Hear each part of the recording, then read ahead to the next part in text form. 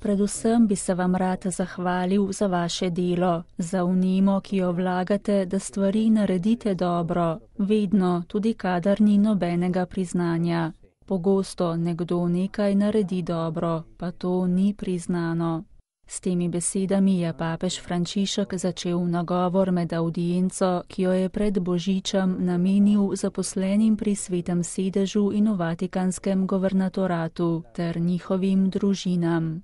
Najprej jim je izrazil svojo hvaležnost. Posebej se je zahvalil tistim, ki že več let opravljajo isto delo, ki je pogosto tudi skrito, a si ga prizadevajo opraviti tako, kot je treba. Sappiamo che questo è normale, è semplicemente fare il proprio dovere, ma sappiamo anche... Vemo, da je to normalno, je preprosto izpolnjevanje lastne dolžnosti. Toda vemo tudi, da za nas človeška bitja ni lahko, kajti Bogu hvala nismo stroji in včasih potrebujemo tudi spodbudo ali malo spremembe.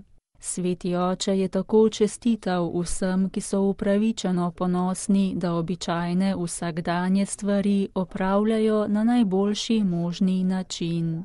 Še enkrat jim je izrazil svojo hvaležnost in jih spodbudil, da bi še naprej sodelovali skupaj, s potrpežljivostjo in zavzemanjem za medsebojno pomoč v različnih delovnih okoljih.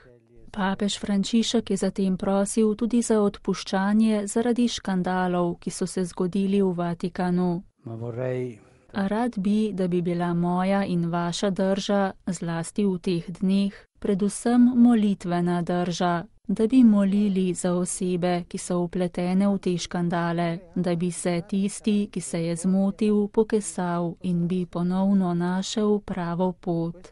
Najpomembnejše, kar je sveti oče želel reči zaposlenim v Vatikanu, pa je bila spodbuda, da bi skrbeli za svoj zakon in svoje otroke,